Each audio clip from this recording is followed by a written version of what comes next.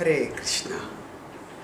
The destructibility of the body is not a license for its wanton destruction.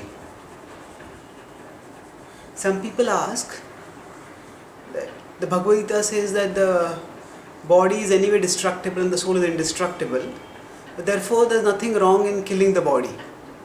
So, isn't this sort of teaching a license for indiscriminate violence? Answer: no, not at all.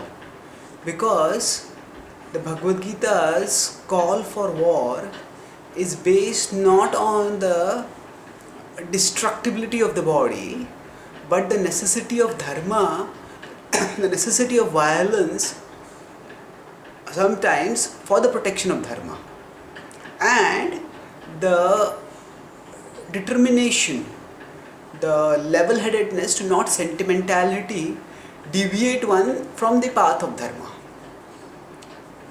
Let's consider an example to understand this.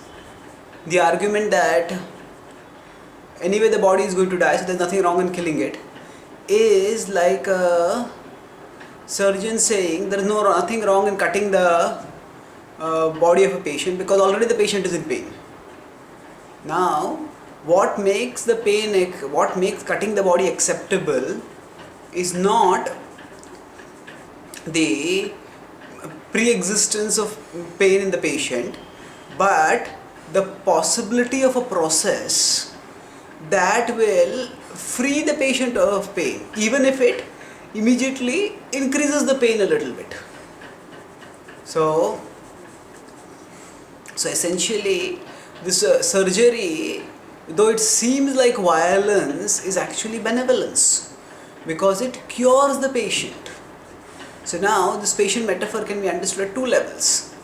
At one level, society itself is like a body, the social body we say often. So now the social body had an infected limb. That was the Kauravas. And that limb was not just one small limb, it had gained prominence as the ruler of society. And they were infected by, the Kauravas were infected by envy and greed, and they had viciously and deceptively cheated the Pandavas of their kingdom, dishonored their wife, and overall inflicted many miseries on them. And the Kauravas were adharmic rulers. And under their rule, if we know that if one limb of the body is infected, then that infection often spreads to the other limbs of the body unless it is checked. And if the heads of state are infected by envy and greed, then that infection will rapidly spread through the rest of society. Because people will emulate their leaders. So, therefore, now for the protection of society from this infection of lust, of envy and greed, it was necessary that this particular limb be healed.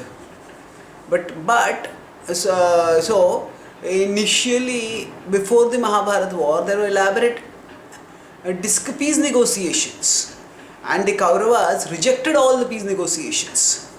So this summary rejection of the peace negotiations, even when those negotiations were offered in the most accommodating terms, this is similar to the limb being so diseased as to not be amenable to any treatment.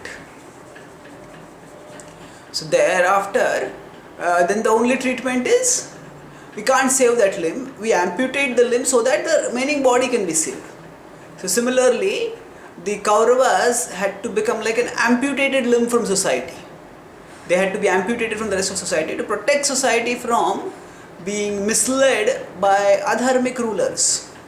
So this surgery is not just at a social level, it's also at an individual level. The Kauravas themselves are ultimately pure souls, but they are infected by anarthas, by envy, greed, and such anarthas. So by giving them their sinful reactions as righteous Kshatriyas, they would suffer for the sinful reactions of their misdeeds, and thereby they will be freed from the sinful body, and they will move onwards in their spiritual evolution in some other body. So now Arjuna's suddenly becoming sentimental and hesitating to fight at the start of the war was like as akin to a surgeon's sudden developing cold feet at the thought of just before the surgery, because of thinking of the blood and the gore that will all be seen and will spread during the surgery. Now the surgeon is meant to stay cool and composed and do the duty of surgery, because that's what is required, that's what is the duty. So similarly, Arjuna was not meant to become sentimental like this. And that's why when Krishna calls upon Arjuna, he says that right in the beginning, Arjuna, how have you let such unmanly weakness come upon you? Kutastva kashmalamidam vishame samupasthitam anarjushtam asvargam akirtikaram Arjuna. This is a moment of crisis, this is a moment of very great importance, and you should not become weak like this. So this is like a surgeon, for the moment of surgery is a testing point for a surgeon. That's what the whole career has been developed for, and at that time the surgeon becomes weak-minded, then the surgeon actually loses the whole purpose of his training and his life. So Krishna tells Arjuna, why are you becoming sentimental like this? Don't give in to this weakness.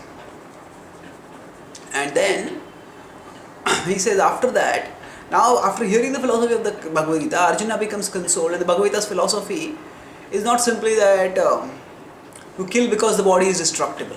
Because even in the Mahabharata, before the Kurukshetra war, there are elaborate ethical discussions, and none of them simplistically rationalize violence in the name of the destructibility of the body. And even at the end of the Bhagavad Gita, what Arjuna agrees to is not just killing because the body is destructible. He agrees because he actually agrees not just to fight, but more generically to do Krishna's will. In 18.73 he says, Karishye vachanam tava, I will do your will. That means he understands Krishna's master plan for protecting dharma, and he agrees to play his role in protecting dharma. So even if that role involves violence, and even if it involves violence against one's relatives. So the Bhagavad Gita is definitely not a license for indiscriminate violence. Its teaching is to free us, to prevent sentimentality from interfering and jeopardizing and breaking the path of duty. Thank you. Hare Krishna.